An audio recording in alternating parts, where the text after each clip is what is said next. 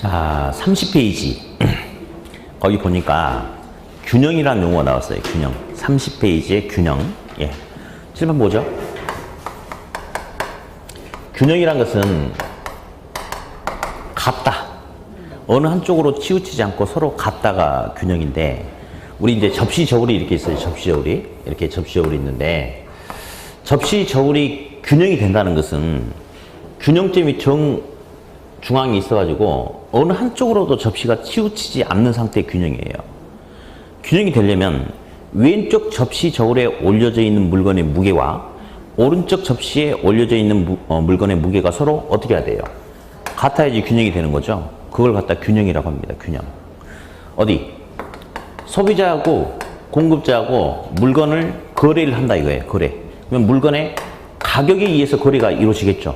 그렇죠? 그러면 소비자는 나는 90원에 살래 라고 이렇게 이야기한대요. 근데 공급자는 나는 못 받아도 110원 받을래 라고 이렇게 이야기한대. 그럼 둘이 맞아 안 맞아? 안 맞죠? 그러면 거래가 안 이루어져요. 그럼 잠깐 하나만 더 물어봐도 되는지 모르겠다. 예. 소비자가 제시하는 이 90원은 이 상태에서 이 현재 상황에서 최고가인가요? 최저가인가요? 그러니까 내가 안 물어보려고 했어. 분위기가. 나 이 상태에서 최고 90원까지 내겠다 이 말이죠. 네. 그렇죠? 공급자가 물건 팔기 위해서 지금 현재 이 시점에서 제시하는 110원은 최고가예요? 최저가예요? 최저가죠. 그렇죠? 그러니까 지금 둘이 안 맞아서 거래가 안 돼. 그러면 이제 둘이 한 발 한 발 양보하죠. 그래서 소비자가 그러면 내가 10원 더 낼게. 100원이면 내가 사겠다. 이렇게 이야기해요. 그럼 공급자도 그래. 나도 그럼 10원 양보해서 100원이면 팔겠다. 그럼 둘이 같아졌습니까? 그렇죠? 그럼 균형이 됐죠. 그럼 이제 거래가 이루어질 수 있나요? 있죠. 예. 그걸 갖다가 균형이다. 그래서 이 균형 이 자체의 개념은 나중에 계산 문제가 나와요. 근데 어렵지 않아요. 그래서 균형 개념은 소비자가 원하는 것과 공급자가 원하는 게 서로 일치한다, 같다. 그것만 찾아주면 되는 거거든요. 그게 이제 균형입니다. 네. 실제로 시험에 이런 표현도 한번 나온 적이 있어요. 어떻게 나왔냐면, 다음 중에서 균형 가격을 찾으시오 해가지고, 이제 소비자가 90원, 공급자가 110원. 소비자가 80원, 공급자가 120원. 이제 1번, 2번, 3번. 소비자가 100원, 공급자 100원. 자, 다음 중에서 균형 가격을 찾으시오. 얼마죠? 3번, 100원. 요런 식의 문제가 나와. 일단. 왜요? 웃겨요? 어이없어요. 근데 나는 있잖아요. 우리 시험에서 점수가 안 나오는, 학계론에서 점수가 안 나오는 학생들은 의의가 없는 거야. 왜냐면, 난이도 상중하가 있는데, 난이도 상은 그렇다 치고, 난이도 중하는 맨날 시험에 나왔던 것만 나와. 근데 왜 그걸 가지고 그렇게 점수가 안 나오는지 참 어이가 없는 상황이 생겨요. 근데 여러분 보니까 이거 딱 하니까 어이가 없어요 하는 거 보니까 잘할 것 같아. 잘할 것 같아요. 자, 그래서 일단 균형이란 개념 한번 살펴봤고, 심지어 학생들 있잖아요. 계산 문제가 있는데 정말 복잡한 계산 문제도 있어요. 근데 너무 간단한 계산 문제도 되게 많거든요. 심지어 어떤 문제가 나오냐면, 이제 나중에 가격 탄력성은 가격분의 수요량의 변화를 측정하는 거예요. 근데 시험 문제가, 자, 가격이 10%가 인상이 되니까, 상승하니까, 수요량은 5%가 감소한다. 그랬을 때 가격 탄력성이 얼마냐? 숫자 딱 2개 주고 물어보거든요. 2개 주고 물어보는 거야. 그랬을 때 1번, 2번, 1.5, 3번, 0.5, 4번, 1, 예를 들어서 이렇게 나와. 그러면 있잖아요. 우리 상식적으로 10과 5라는 숫자를 주고 뭔가를 물어보잖아요. 곱하든지 나누든지 더하든지 빼든지 이런 식일 텐데, 요거는 곱하기 아니면 나누기 이런 거거든. 근데 4번을 찍는 학생도 있어요. 진짜 그런단 말이야. 이게 우리 현실이란 말이야, 이게. 어떻게 숫자를 조합해야 4번이 나오는지 모르겠네. 2번 찍는 학생도 있어요. 아니, 본인도 그럴지 몰라. 관상이 보니까, 그럴 가능성도 있어 보니까. 그러니까, 정말 이게 상식적으로 이렇게 도저히 어떻게 납득할 수 없는 답을 찍는가, 이렇게. 아니, 몰라도, 어쨌든 곱하기 아니면 나누기일 텐데. 여기 보세요. 그러니까 나중에 제가 이제 그런 문제 푸는 테크닉을 나중에 알려줄 거예요. 퍼센트가 나오면 곱하기 아니면 나누기거든. 그러면 답이 몰라도 그냥 10하고 5니까 10분의 5든 5분의 10이든 둘 중에 하나가 될 거 아니겠어요. 그러면 답은 요거든지 둘 중에 하나 찍어야 되는데 이런 걸 찍는 학생들이 있다니까. 참 대단한 학생들이에요. 어쨌든. 예. 근데 여기는 안 그럴 거라고 믿어요. 예. 왜? 여러분 벌써 이거 보고 어이가 없네 그랬잖아. 그러니까 이거보다 더 어이가 없는 이런 문제는 틀리지 않을 거라고 믿어도 되죠. 그죠? 예. 각서를 받아놔야 되는데. 자, 다음. 그 밑에 보니까 뭐 이런 그림이 하나 있어요. 초과 공급, 초과 수요 이런 게 있죠. 예, 이런 거 전혀 안 봐도 돼요. 예. 말로 해도 됩니다. 시험이 있잖아요. 그래서 안 물어봐요. 말로 나와, 말로. 그래서 말로 할 텐데요. 균형은 서로 똑같다. 이게 균형이죠. 그죠? 뭐 어디? 소비자가 물건을 10개를 사려고 하는데 공급자는 물건을 9개를 팔려고 한다. 균형이 돼, 안 돼? 안 되지. 그러면 공급자도 10개를 팔려고 한다. 균형이 되는 거 맞아요? 맞죠? 근데 이제 이런 말이 있네.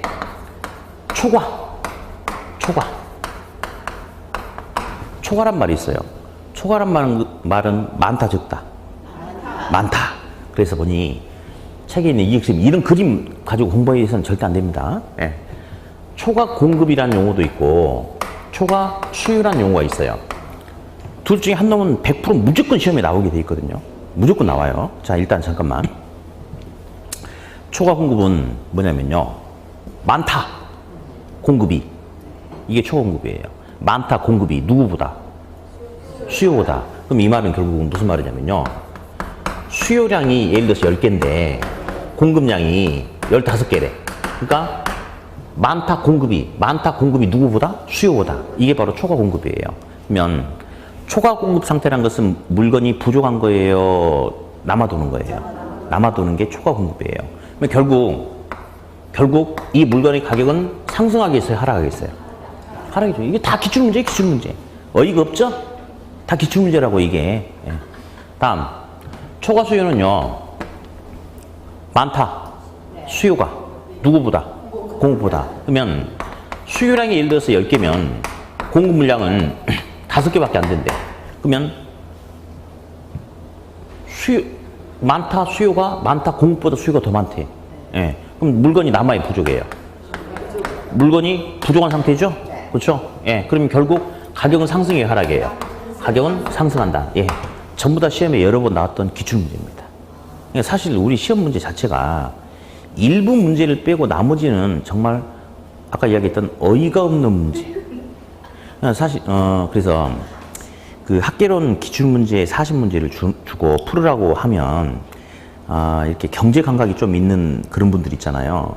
하나도 모르는 상태에서 풀어도 거의 50점 가까이 문제가 나오는 학생 답이 50점 정도 나오기도 해요. 왜냐? 학계론 저번에 제가 그랬죠. 이자율이 상승하면 주택 수요는 감소한다. 그래, 우리 사람 사는 이야기를 풀어주는 게 우리 부동산 학계론이거든. 그러니까 공부를 하나도 안 해도 50점이 나오기도 해요, 사실은. 예. 어쨌든 그렇습니다. 예. 또 이제 보니까 나는 또 이해가 안 되는 학생들이 있어요. 우리가 이제 그 지문이 5개가 이렇게 있어요. 5개 있는데 5개 중에 하나를 찍는 거야. 그러면 확률적으로 한 번만 찍어도 몇 점이 나오겠어요? 뭐 농담을 하려고 해도 이게 설명을 해야 되는구나. 자, 이제 100점 중에 이제 그래, 그러니까 지문이 5개니까 한 번만 다 찍으면 몇 점이 나오겠어? 5분의 1이 나오겠지. 20점이 나오겠죠? 그죠? 근데 공부를 4달, 5달, 6달 해요. 근데 모의고사 보는데 15점 나오는 학생도 있어요. 어쨌든 우리 현실이 그렇습니다. 예. 자, 근데 이제 이 둘 중에 어떤 용어가 우리 시험에 절대적이냐면요.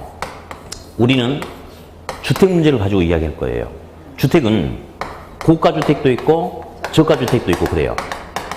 주택보급률이라는 소리 아시죠? 그냥 안다고 그랬습니다. 주택보급률이 우리나라는 100%가 넘은 지가 오래됐어요. 오래됐어. 근데도 여전히 주택 부족 문제를 이야기하지 않나요? 그렇죠? 근데 있잖아요. 고소득층들을 대상으로 하는 주택은 사회적으로 충분합니다. 충분해요. 문제는 저소득층 서민을 위한 저가주택, 임대주택이 부족해. 그러니까 저소득층은 자기의 낮은 소득 가지고 임대료 지불하는데 너무너무 부담스러운 거야. 예. 자, 그러면 우리 시험의 주된 대상자는 누구죠? 저소득층이죠? 그러면 시험도 저소득층의 주택 문제를 가지고 건드려 주겠네? 그러면 초과 수요가 중요하겠어요? 초과 공급이 중요하겠어요? 초과 수요. 부족 문제. 그래서 시험은 절대적으로 요거 중심으로 시험에 출제가 됩니다. 따라서 지금은 됐으니까 초과 수요는 수요 공급 중에 누가 더 많은 것이다? 수요가 많다 이거죠? 그럼 공급보다 수요가 많다는 것은 상대적으로 물건이 남는다, 부족한다? 부족한다. 그래서 초과 수요는 부족 문제다 이렇게 하면 돼. 그러니까 초과 수요는 뭐다? 부족 문제다. 예, 그렇게만. 네. 다음 넘겨서 이제 32페이지 잠깐 가면 뭐 이렇게 맨 상단에 표가 하나 있어요. 표가. 근데 복잡한데 보지 말고 칠판 통해서 몇 가지 이야기 좀 합시다. 학계론은 있잖아요. 우리 사람 사는 이야기, 우리 사는 이야기를 한다고 그랬어. 그러면 자, 여기 볼게요. 패딩 점퍼가 있어요. 패딩 점퍼. 비싸죠. 그죠? 패딩 점퍼에 대한 수요가, 공급이, 자, 패딩 점퍼에 대한 수요가 증가할 수도 있고, 수요가 감소할 수도 있고, 공급이 증가할 수도 있고, 공급이 감소할 수도 있겠죠. 자, 어디? 패딩 점퍼에 대한 수요가 증가하면 아마 날씨가 추운가 봐. 그럼 패딩 점퍼에 대한 수요가 증가하겠죠. 그러면 가격은 상승하겠어, 하락하겠어? 비싸지겠죠. 그렇죠. 봄이 돼가지고 패딩 점퍼에 대한 수요가 감소하면 가격은 하락하죠. 그렇죠. 패딩 점퍼가 30만 원이었거든요. 근데 이번에 대기업이 참여해가지고 공급 물량을 엄청 늘려가지고 시장이 풀어준대. 가격은 상승해요, 하락해요? 하락하죠. 공급이 감소하면 가격은 상승해요, 하락해요? 상승하죠. 예. 저한테 배운 건가요? 말도 안 되는 소리 하고 있어. 이미 알고 있는 거야. 저한테 배운 게 아니고 이미 그냥 우리가 살아가면서 알고 있는 그런 부분이죠. 그렇죠? 근데 이상하게 처음에 학생들이 공부를 하면 이런 거는 안 헷갈리고 잘하는데 왜 시험 문제만 나오면 이따위 걸 가지고 틀리는지 모르겠어. 여러분 말고 여러분 선배들. 여러분들 보니까 이런 걸 보고 어이가 없다고 하는 거 보니 나는 느낌이 좋네. 합격을 많이 할 것 같아 보니까. 네. 자, 지금 비꼬는 건가요? 비꼬는 거였어요, 지금. 자, 이제 밑에 제4절 탄력성이라는 게 나와요. 탄력성 이제 대단히 중요한 건데 이제 보니까 양가로 1번에 수요 가격 탄력성 나왔죠? 그렇죠? 이제 일단 좀 한번 넘겨볼까요? 이제 가격 탄력성이라는 게 있고 또 하나 이제 넘겨보니까 34페이지에 잠깐만 제목만 한번 읽어보려고. 제목만. 34페이지 반가로 2번을 보니까 수요 후 소득 탄력성이란 거 있죠? 그렇죠? 자, 요거 가지고 잠깐 이야기해 볼게요. 이제 탄력성이 사실은 시험에 3가지가 있는데 2가지가 시험에 주고 그 중에 가격 탄력성이란 게 시험의 핵심이에요, 핵심. 그리고 이제 소득 탄력성이라는 용어도 한번 잠깐만 들어볼 텐데요. 이제 가격 탄력성은 가격이 달라짐에 따라서 수요량 또는 공급량이 어떻게 반응하느냐 이걸 이제 측정하는 게 가격 탄력성인데 사실은 탄력성은 어떤 충격 변화를 줬을 때 나타나는 반응의 정도를 측정하는 거예요. 그래서 어떤 충격에 비해서 반응의 정도가 이렇게 크게 나타난다면 탄력적이다라고 불러주고 충격에 비해서 반응의 정도가 적으면 비탄력적이다 그렇게 이야기를 해요. 예. 젊은 사람들은 피부가 탱탱하죠. 그렇죠? 그러면 누르면 바로 탁 튀어나오죠? 그렇죠? 그래서 탱탱하다 그게 바로 탄력적이다라고 해요. 근데 당뇨가 있거나 그러면 누르면 바로 나와 안 나와? 안 나오죠. 뭐 비탄력적이다 이런 건데 어디 연습해 봅시다. 딱 이렇게 했어. 충격을 가했죠. 그러면 똑같은 충격이 어머 혹시 얘 떨어진 거 아니죠? 미안해요. 똑같은 충격에 대해서 어떤 사람은 너무 크게 놀랄 수도 있고 뭐야? 라고 하는 사람도 있겠죠.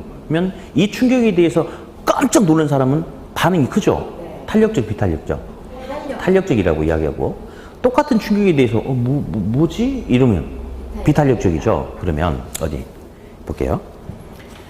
수업 시간에 심심해가지고 집에서 또 안 좋은 일도 있어가지고 앞에 사람 뒤통수를 보니까 딱 때리기 좋은 뒤통수야. 그래서 나도 모르게 그냥 막 때린 거야, 앞에 사람은 뒤통수를. 그랬더니 맞은 사람이 맞고 왜 때리세요? 하고 끝났어. 탄력적, 비탄력적? 비탄력적이죠? 그죠? 근데 앞에 사람 뒤통수를 때렸는데 앞에 사람이 얘가 미쳤나? 하고 책상 위로 올라가서 밟아버린 거야. 탄력적, 비탄력적? 탄력적. 그러면 때리려면 누굴 때려야 돼요? 탄력적인 사람 때리면 마저 뒤지는 거예요. 누굴 때려야 돼? 비탄력적인 사람은 때려야 되고 탄력적인 사람은 때리면 안 되죠? 예. 거기에 나중에 시험에 중요한 게 있어요. 물론 시험에는 다음 중에 어떤 놈을 때려야 됩니까? 이렇게 안 나오겠죠? 근데 이제 지금 제가 농담처럼 이야기했던 이 소리를 기억을 하라고. 그러면 그래, 나중에는 이제 제가 오늘은 이렇게 던지지만 나중에는 시험에서 원하는 방향으로 바꿔줍니다. 예를 들어서 제가 때린다고 했던 표현은 공급자가 소비자를 대상으로 가격을 올린다. 그러면 소비자 가슴 아프잖아. 그걸 이렇게 빗대서 이야기하는 거예요. 그럴 때 수요가 비탄력적일 때는 가격을 인상해도 되고 수요가 탄력적일 때는 가격을 인상하면 안 된다. 이게 결론이거든. 근데 아직도 우리는 시험 보려면 시간이 많이 남았어. 그러니까 그 결론을 가지고 지금 처음부터 들이밀 필요가 없어요. 그러니까 지금은 그냥 때리고 싶으면 누굴 때려라. 비탄력적인 놈은 때리고 탄력적인 놈은 때리면 마저 죽는다. 그 소리만, 그 농담처럼 던지는데 그 소리만 기억을 하면 돼. 그러니까 제가 그랬잖아요. 이번에 저는 이제 수업 시간에 어떤 사례를 들거나 농담처럼 말을 하기도 하는데 이제 보세요. 1년 동안 공부하면서 단 하나도 시험하고 연관 없는 농담은 단 하나도 없어요. 하나도. 그러니까 농담을 해도 그 농담을 다 기억만 하세요. 그러면 나중에 그게 전부 다 시험 문제로 방향을 틀어줄 테니까. 네. 다음에 이제 개념을 좀 잠깐 볼 텐데요. 수요 탄력성하고 이제 공급의 탄력성이라는 게 있는데 이제 잠깐 봅시다. 수요란 사람은 물건을, 그러니까 돈을 지불하고 물건을 고르는 사람이 수요예요. 고르는 사람이 수요. 그래서 선택할 수 있는 대체제가 다양하고 많으면 수요가 탄력적. 선택할 수 있는 대체제가 제한되면 수요가 비탄력적. 그렇게 이야기하는 거거든요. 그럼 어디? 고소득층하고 저소득층이 있어요. 자, 식당 가면 메뉴판 있죠. 메뉴판이 있는데 통상 메뉴판 맨 앞쪽에는 가격이 싼 거 나와요? 비싼 거 나와요? 싼 거 나오죠. 그러면서 이제 한 장 한 장 넘길수록 맛있고 비싸고 이렇게 나오지 않습니까? 그러면 메뉴판 보니까 맨 앞장에 김치찌개 5,000원, 된장찌개 6,000원, 해물 된장찌개 7,000원 이런 식으로 계속 올라가는 거야. 근데 어떤 사람이 6,000원이 주머니 있어. 이렇게 식당 갔어. 메뉴판 첫 장 말고 두 번째 장 이렇게 넘기면 돼? 안 돼? 안 되죠. 능력도 없으면서 어딜 넘겨 지가. 그러면 그 사람은 맨 위에 있는 된장찌개, 김치찌개 둘 중에 하나만 선택할 수 있죠. 그러니까 대체제가 많아. 적어. 다시 주머니에 두 사람이 같이 식당 가는데 주머니에 20만 원 있어. 그 사람은 첫 장부터 끝장까지 넘길 자격이 있나요? 있어요. 그렇죠. 그러면 돈이 많기 때문에 선택할 수 있는 대체제가 더 많나요? 네. 그렇죠. 따라서 고소득층일수록 상대적으로 더 탄력적, 비탄력적? 탄력적. 저소득층일수록 상대적으로 더 비탄력적. 그렇게. 다음. 공급의 탄력성. 공급이란 사람은 돈을 받고 시장에 물건을 제공해 주는 사람이 공급자예요. 그래서 단기간 내에 시장에서 원하는 필요로 하는 물량을 충분하게 많은 양을 제공해 줄 수 있으면 공급이 탄력적. 시장에서 원하는 물량을 단기간 내에 충분하게 제공해 줄 수 없으면 공급이 비탄력적. 이렇게 이야기하거든요. 분필은 일반 재화죠? 네. 그죠? 부동산, 주택 같은 부동산은 일반 재화에 비해서 공급이 더 탄력적이다, 비탄력적이다? 비탄력적이다. 보세요. 분필 같은 이런 재화는 짧은 시간 내에도 많은 양을 만들어서 제공해 줄 수 있죠. 그러니까 상대적으로 공급이 탄력, 비탄력? 탄력적이죠. 근데 주택은 착공과 완공까지 시간이 많이 걸려. 그러니까 짧은 시간 내에 많은 물량을 제공해 줄 수 있다, 없다? 없다. 그래서 일반 재화에 비해서 부동산은 공급이 더 어떻다? 비탄력적이다. 그렇게 표현합니다. 그럼 이것도 한번 해볼까? 앞전에도 시험에 나왔고 아주 시험에 잘 나오는 소리가 있는데 주택 수요가 증가하면 주택 가격은 상승하겠죠. 그렇죠? 이런 건 시험에 안 나와. 아니, 수요가 증가하면 가격 오르는 거지 뭐 당연히. 근데 요게 이제 시험에 아주 잘 나오는 질문이 있어요. 가격이 오르긴 오르는데 주택 공급이 탄력적인 상황과 주택 공급이 비탄력적인 상황 중에 어떤 경우에 가격은 더 많이 오르냐. 이게 이제 시험에 나와. 자, 찍어봐요. 주택 수요가 증가하는데 주택 공급이 탄력적인 경우와 주택 공급이 비탄력적인 경우에 어떤 경우에 가격 상승은 더 크겠냐? 비탄력. 오케이, 그래. 예. 그래요. 별거 없죠? 예. 이게 시험에 잘 나온 질문이야. 보자고. 주택 수요가 증가하면 가격이 오를 텐데 주택 공급이 만약에 탄력적이라고 한다면 주택 수요가 필요로 하는 양만큼 충분하게 많은 양을 빨리 제공해 준대. 그럼 물건 가격이 많이 안 오르겠지. 근데 주택 공급이 비탄력적이라면 주택 수요가 원한다 하더라도 필요로 하는 주택 공급 물량을 충분하게 제공할 수가 없어. 가격은 더 많이 오르겠죠? 그렇죠? 그래서 비탄력적일수록 가격은 더 많이 오른다. 그렇게 가는 겁니다. 그렇게. 다음, 소득 탄력성은 용어 하나가만 일단 알면 되는데 소득 탄력성은 소득의 변화에 대한 소비자의 수요량의 변화를 측정하는 게 소득 탄력성이에요.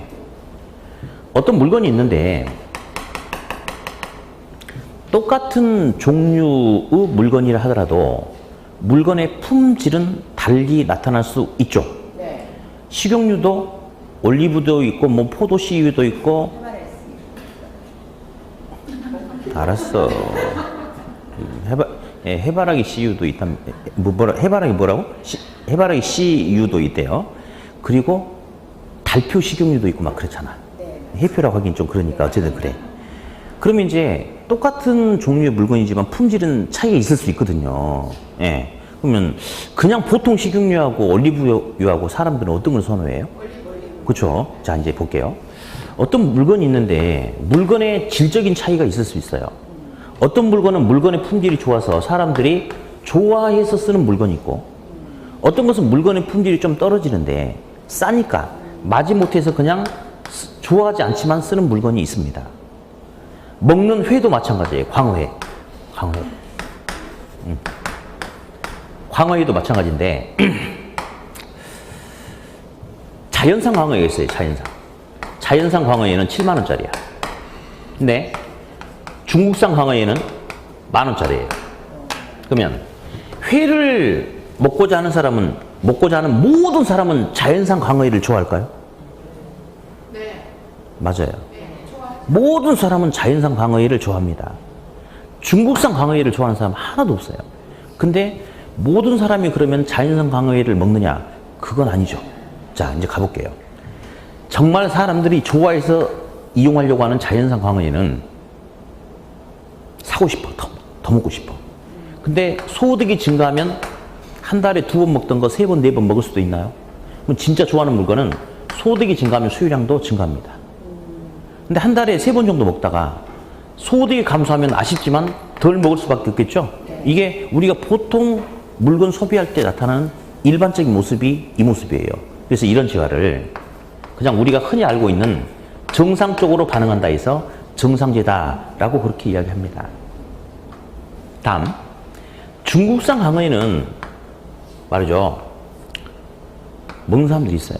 근데 그 잘 사는 동네에서 광어 한 마리 9,900원 이런 횟집 열면 되겠어 안 되겠어? 안 먹습니다. 예. 근데 저소득층 주택 지역에서는 오히려 잘 팔릴 수도 있죠? 요거 왜 먹냐면요. 소득이 적으니까 요거 못 먹고 어쩔 수 없이 요거 먹는 겁니다. 그러다가 소득이 증가하면 먹으려고 그래, 안 먹으려고 그래? 안 먹으려고 그래요. 그러니까 우리가 일반적으로는 우리가 좋아하는 물건은 소득이 증가하면 더 살려고 하고 이런 건데 얘는 반대로 한대. 그래서 이런 죄는 뭐 이제 열등제다라고 이렇게 이야기를 해요. 정상제 개념만 좀 알아두면 돼요. 그래서 소득이 증가하면 수요량이 증가하는 게 보다 정상제다. 뭐 이런 거만. 네, 하나 더 물어볼게요. 그럼 시험에 정상제라는 용어도 있고 열등제라는 용어도 있는데 어떤 게 시험에 주가 될 것 같아요? 좀 정상적인 생각을 하고 사세요. 아니, 어? 뭐 어쨌든 되죠. 예. 자, 예. 그럼 바로 정상적인 생각하고 삽시다. 예, 그래요. 예. 뭐, 아니 뭐 죄송은 아니에요. 뭐 그럴 수도 있지 뭐. 그리고 뭐 죄송할 필요가 있나요? 시험에 떨어지면 여러분 팔자지. 나는 자격증이 있는 사람이기 때문에 뭐 전혀 문제 없어요. 그래서 어쨌든 정상제가 시험의 주예요. 정상제가. 예. 그렇게만. 다음. 어디 이제 이렇게 해서 수요 공급은 정리를 해버리고요. 36페이지 갑니다. 36페이지.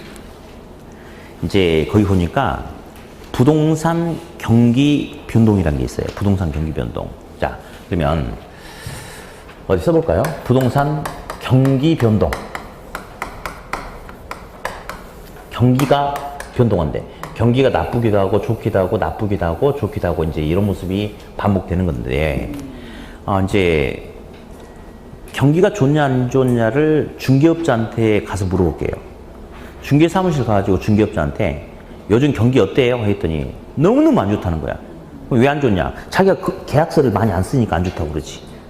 사무실 임대료 내기도 힘들대. 그러면 있잖아요. 계약서를 많이 안 쓴다는 것은 거래가 활발하지 않다 이거죠. 그러니까 경기 안 좋대요. 또 이제 어디 중개업소 가보니까 한 달 후에 너무 바쁜 거야. 막 전화 받고 이건 경기 좀 어떠냐 했더니 너무 좋다는 거야. 중개업자가 경기가 좋다고 하는 것은 아마 자기가 계약서를 많이 쓰나 봐. 그러면 거래가 활발하게 나타난다 이 말이죠. 자, 시장에는 수요 공급이 있어요. 수요 공급이. 그래서 수요 공급에 의한 거래가 원활하게 나타나면 경기가 좋다라고 하고, 수요 공급에 의한 거래가 원활하지 않으면 경기가 안 좋다라고 그렇게 이야기를 해요.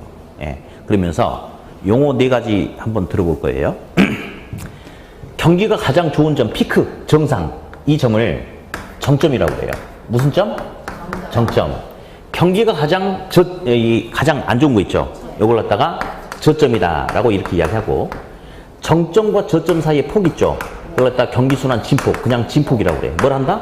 진폭. 다음. 특정 시점에서 원위치까지 되돌아오는데 소요되는 시간, 이걸 갖다가 경기순환 주기, 이렇게 이야기합니다. 그래서 용어만.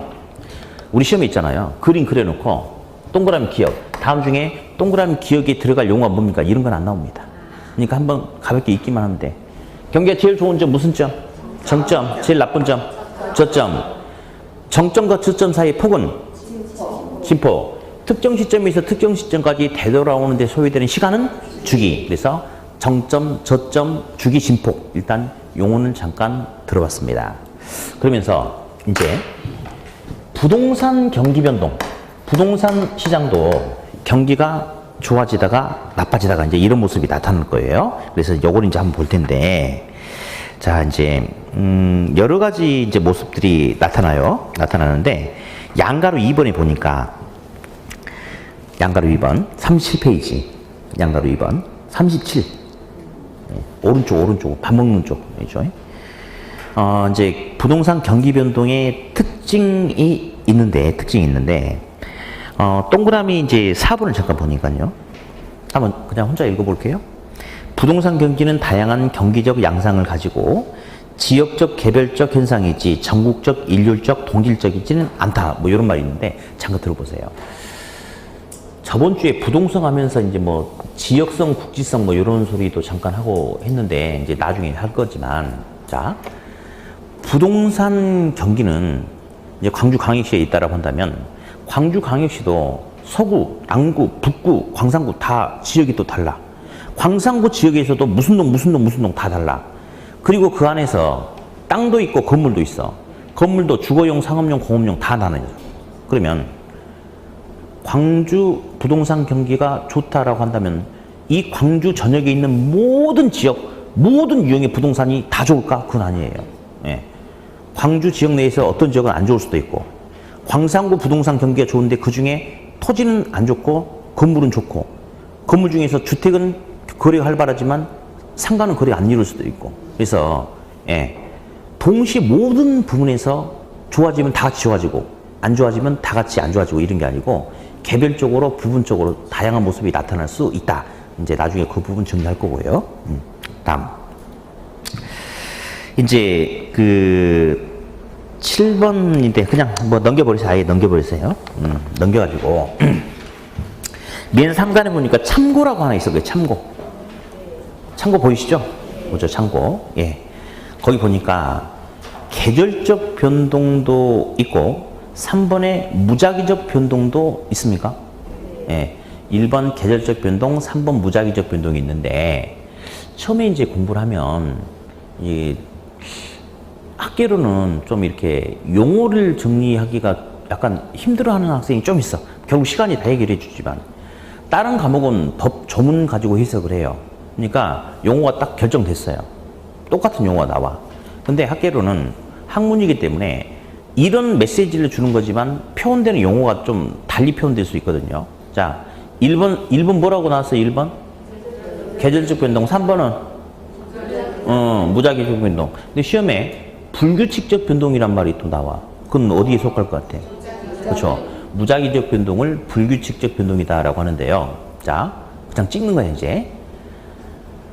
예를 들어서 11월 11일 날 정부의 부동산 대책이 나왔다라고 가정할게요.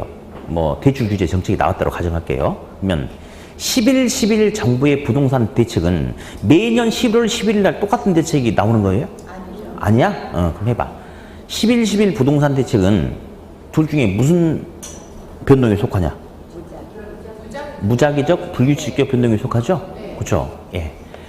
다음, 금융위기는? 금융위기. 네.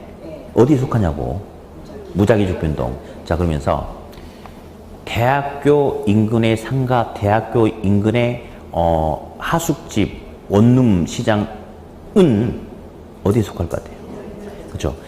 학교는 1년에 2번 방학하잖아요. 그러면 학생들이 학교에서 나와서 공부하고 할 때는 상가도 활성화되고 공실률도 적을 텐데 방학이 되면 공실도 늘어나고 경기 안 좋겠죠? 그래서 있잖아요. 대학교는 무조건 계절이야. 해수욕장, 스키장 나오면 계절 변동. 그래서 그런 부분에서 은근히 서비스 문제를 좀 주는 측면이 있어요. 됐고. 이제 그 양가로 4번에 보니까 부동산 경기의 순환 국면 보이세요? 그냥 이제 읽어볼 거예요. 반가로 1번 뭐 나왔어요? 하향시장. 반가로 2번은? 회복시장. 반가로 3번은? 상향시장. 반가로 4번은? 후퇴시장. 자, 반가로 뭐 나왔죠? 자, 얘는 시험에 나와요. 근데 매년 한 번씩 의미 없이 나와. 그냥 들어. 근데 아까 하향시장이라는 것은 뭐가 계속 나빠지는 것 같아요. 이렇게. 상향시장 아주 좋아지는 것 같고, 막 느낌이 그래, 그냥 느낌이. 근데 안정시장이라는 것은 느낌이 안정된 시장인가 봐. 그죠? 그래서 어디 볼게요. 어떤 지역 내에서 43평짜리 아파트하고 11평짜리 아파트가 있어요. 그러면 가격이 오를 때는 어디가 더 많이 오르죠? 아니, 같은 동네에서 11평짜리 아파트하고 43평짜리 아파트가 있어요. 그러면 가격 오를 때는 어디가 더 많이 올라? 43평이 더 많이 오르죠? 그렇죠? 가격이 떨어질 때는 어디가 더 크게 떨어지죠? 43평이 더 크게 떨어지죠? 안정시장은 11평이라고 생각하면 돼요. 11평. 그래서 도심지 내의 적정 규모의 택지 점포들이 모이는 시장을 안정시장이라고 하는데, 이거 직접 한번 써보자. 그냥 어차피 버릴 책이지만 안정시장 옆에서 직접 써봐요. 불황 아시죠? 불황에 강한 시장이라고 한번 써봐. 그냥 써봐. 직접 손으로 불황에 강한 시장이라고 한번 써봐. 그게 나오긴 했지만 직접 써보라고요. 자, 불황이 강하다는 것은 경기가 안 좋을 때 다른 유형의 부동산은 가격 하락폭이 큰데 얘는 가격이 하락해도 조금밖에 하락하지 않는다 해서 불황에 강한 유형의 시장이다. 개념만 잡아요. 근데 얘는 시험에 나와도 껍데기로 나오니까 도움은 안 돼, 사실은. 우리 시험은 다음 중에 틀린 것을 고르셔. 요게 절대적이거든요. 근데 얘는 틀린 걸 안 나오고 맞는 거 위주로 거의 나온다고 보면 돼요. 뭐 됐고. 자, 이제 그림을 하나 그릴 텐데, 이제 우리 책에 보니까 뭐 하향시장, 회복시장 뭐 많이 나왔는데요. 자, 이제 요거 볼게요. 시간이 흘러. 경기가 나쁘기도 하고 좋기도 하고 나쁘기도 하고 좋기도 하고 이런 것들이 이제 계속 이렇게 순차적으로 반복이 되는데 무슨 점? 요거 저점. 자, 그랬을 때 평균적인 선을 제시를 할게. 기준선을 제시한다라고 가정하자. 그러면 첫 번째, 여기 있는 1번 시장은 말이죠. 시간이 가면 갈수록 계속 안 좋아지는 시장 맞아요? 그렇죠? 그래서 이 1번을 뭐라고 불러주냐면 하향시장이다라고 불러줍니다. 무슨 시장? 하향시장. 이렇게. 이거 바닥이야, 바닥. 2번 시장은 바닥을 치고 매우 활발한 건 아니지만 경기가 회복세로 돌아섰어요. 그래서 2번 시장을 무슨 시장에 불러주냐면 회복시장이다라고 불러줍니다. 3번 시장은 회복되는 정도가 아니야. 이게 뭐죠? 이거 뭐예요? 이거 정점. 정점을 향해서 경기가 매우 거리가 활발하고 뜨거워지는 시장이에요. 그래서 이 시장은 상향시장이다라고 불러줍니다. 아주 좋았는데요. 요 4번 시장은 확 나빠지는 않는데 아주 좋아졌다가 점차 후퇴하고 있는 모습이 나타나요. 그래서 4번 시장은 후퇴하는 시장이다라고 불러줍니다. 맞죠? 다시 5번 시장은 그치? 1번하고 똑같은 하향시장이죠. 그렇죠? 그래서 5번 시장은 하향시장이다 라고 이렇게 가볼 텐데 이제 아무것도 체크하지 말고 잘 들어보세요. 하향시장 때는 경기가 아주 안 좋은 시장 맞죠? 맞죠? 그러면 주택거래가 거의 없었겠죠? 근데 회복시장으로 들어섬에 따라서 주택거래가 증가하기 시작하겠죠. 상향시장 오름에 따라서 주택거래가 매우 활발하게 늘어나겠네요. 후퇴시장으로 감에 따라서 주택거래가 감소하기 시작하겠죠. 하향시장이 되면 주택거래는 거의 나타나지 않겠군요. 자, 이제 제가 화살표를 그려줄게요. 하향시장 경기가 아주 나쁜 시장이다. 맞아요? 맞죠? 근데 회복시장으로 들어섬에 따라서 반대로 경기가 매우 좋은 시장이다? 가 아니고 점차 좋아지기 시작하는 시장이다. 그죠? 다음 상향시장으로 되면 좋아지는 정도가 더 크게 좋아지는 거죠? 그렇죠? 그렇다가 후퇴시장이 되면 반대로 경기가 점차 다시 나빠지기 시작하는 시장이 되는 거죠? 그렇죠? 하향시장 경기가 아주 안 좋은 시장입니까? 맞네요. 그죠? 반대로. 자, 그러면 요거 공부할 때 있잖아요. 책을 읽으면 안 돼. 1, 2월 달도 역시 읽으면 안 되고 화살표 그린 연습만 하면 돼. 해볼까요? 주택거래 거의 없었다. 반대로 회복시장으로 들어섬에 따라서 주택거래가 증가하기 시작한다. 주택거래가 매우 활발하게 나타난다. 반대로 후퇴시장이 되니까 주택거래가 점차 감소하기 시작한다. 주택거래는 거의 나타나지 않는다. 건축허가 신청건수도 해볼까요? 건축허가 신청건수도 사줄 놈이 있어야지 신청건수가 늘어나겠지. 건축허가 신청건수가 거의 없다. 반대로 회복세로 들어섬에 따라서 건축허가 신청건수가 증가하기 시작한다. 건축허가 신청건수가 매우 많아진다. 반대로 건축허가 신청건수가 감소하기 시작한다. 건축허가 신청건수는 거의 나타나지 않는다. 공실률 아시죠? 공실률. 빈 사무실. 경기가 안 좋을 때는 공실률이 커지죠. 경기가 좋을 때는 공실률이 작아지는 거 아니겠습니까? 예. 공실이 엄청 많다. 맞죠? 반대로 회복됨에 따라서 공실이 감소하기 시작한다. 공실이 거의 나타나지 않는다. 반대로 후퇴시장으로 들어섰음에 따라서 공실이 점차 증가하기 시작한다. 공실은 엄청 많다. 이런 식으로. 그래서 처음에 공부할 때는 책에 있는 내용 읽을 필요 하나도 없어요. 화살표 그린 연습만 하는 거야. 그래서 다시 하향시장 경기가 아주 나쁜데 반대로 회복시장으로 들어섬에 따라서 경기가 점차 좋아지기 시작한다.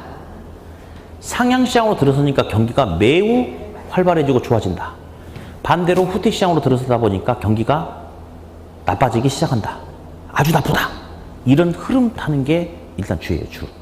여기다가 이제 이런 게 있어요. 부동산 거래를 할 때는 매도자만 있어서 거래가 이루어지는 건 아니고 매수자, 매도자가 같이 있어야지 거래가 이루어질 텐데 그런데 거래 과정에서 더 중요시하는 사람이 있어요. 더 중요시. 매도자, 중심에 시장이라는 게 있고, 매수자 중심의 시장이라는 게 있어요. 매도자 중심의 시장, 매수자 중심의 시장 이게 있는데 싸울 때 17대 1로 싸우면 누가 유리해요? 응? 그렇죠. 유리해요. 싸울 때는 숫자가 많은 쪽이 유리해요. 자, 어디 잠깐 볼게요. 그러면 그 부동산 경기가 안 좋아. 안 좋을 때 중개업소 가요. 그러면 딱 문 열고 들어갔어. 그랬더니 어떻게 오셨어요? 했더니 저희 옆에 여기 대박 노블랜드 사는 사람인데 집 좀 팔려고 내놓으려고 하는데요. 그러면 중개업자가 그래요? 그 몇 동가요? 예, 제가 얼마 정도 되는데 요즘 거래가 없어서 제가 연락 드릴게요 하고 커피도 먹어보라는 소리 안 해. 왜 그럴까요? 그렇지. 경기 안 좋을 때는 있잖아요. 매물은 잔뜩 나와. 그래서 팔려고 갖고 온 사람은 사실은 별로 오는 건 뭐 좋지만 그다지 뭐 그래. 예. 그러니까 경기 안 좋을 때 집 팔려고 하는 사람은 커피도 못 얻어먹고 나오는 거예요. 근데 1시간 후에 어떤 사람이 중개업소에 문 딱 열고 들어갔어. 그랬더니 중개업자가 이거 어떻게 오셨어요? 이렇지도 않아. 어떻게 오셨어요? 앉아서 이야기하는데 제가 지금 여기 공무원인데 이쪽으로 이사 왔는데 급하게 집을 좀 사야 될 것 하면 중개업자 벌떡 일어나가지고 차 한잔 드세요. 앉으세요. 이렇게 하는 거죠. 자, 경기가 안 좋을 때는 있잖아요. 매물은 잔뜩 나와요. 매물은. 근데 돈 가지고 살려는 사람이 적어서 거래가 안 이루어지는 거야. 그러니까 경기 안 좋을 때는 매도자는 중개업소 가면 커피도 못 얻어먹죠. 예. 살려고 하는 사람은 극진한 대우를 받습니까? 그렇죠. 누구 중심의 시장이 되는 거야.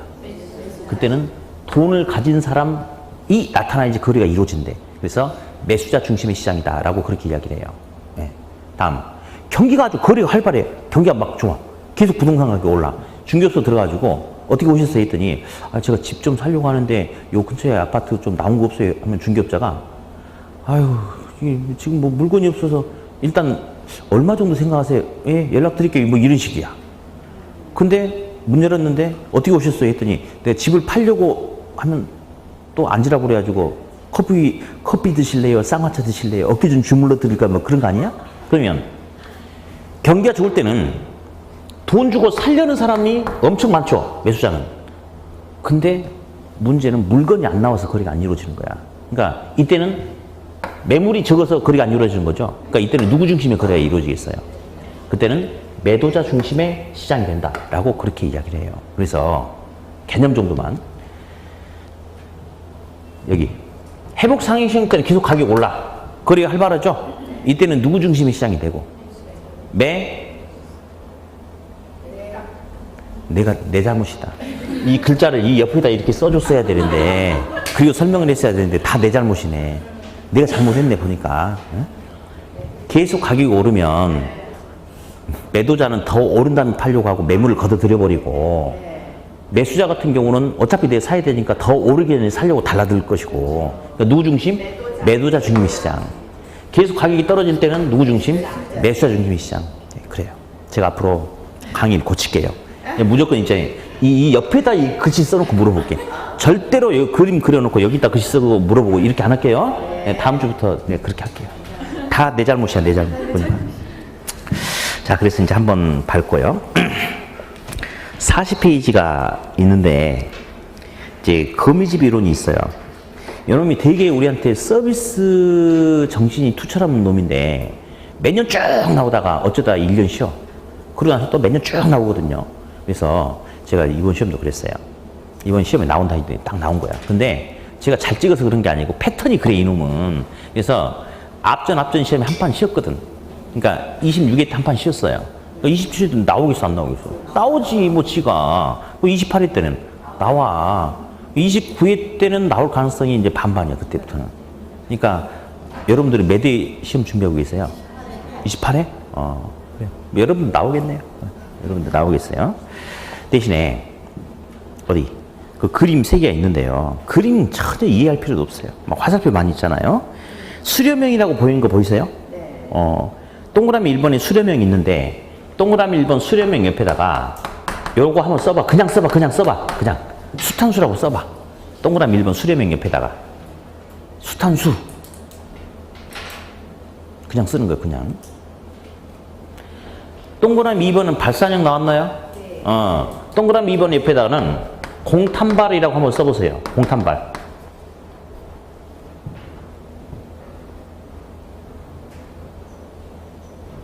뭐 됐습니다. 자, 한번 해볼게요. 수탄수 공탄발 시작. 다시 시작. 수탄수 공탄발. 다시 한번 시작. 수탄수 공탄발. 예, 됐는데 이제 나중에 뭐가 있냐면요. 그 동그라미 1번 보니까 수렴형은 수요 가격 탄력성하고 공급의 가격 탄력성하고 누가 더 크답니까? 혹시 제가 수탄수라고 한 게 무슨 의미인지 캐치가 됐을까요? 수요 탄력성이 더 크면 수렴형이다 그 말이에요. 다음 두 번째 발산형 보이시죠? 수요 탄력성하고 공급의 탄력성 중에 누가 더 큽니까? 그러니까 제가 공탄발이라고 했는데 이해됐나요? 나중에 그렇게 집어넣어버리면 이따위 그림 화살표 하나도 설명할 필요가 없거든. 그러니까 제가 나중에 써먹을 거니까 그냥 따라서 다시 해볼게요. 자, 시작. 수탄수 공탄발. 다시 한번 시작. 수탄수 공탄발. 다음 저 밑에 동그라미 3번에 보니까 저 읽어볼게요. 부동산에는 이러한 주기적 현상, 거미집 모형의 현상은 주거용 부동산보다는 상공업용 부동산 시장에서 더 강하게 나타나고 있다라고 나왔습니까? 네. 네. 주목하세요.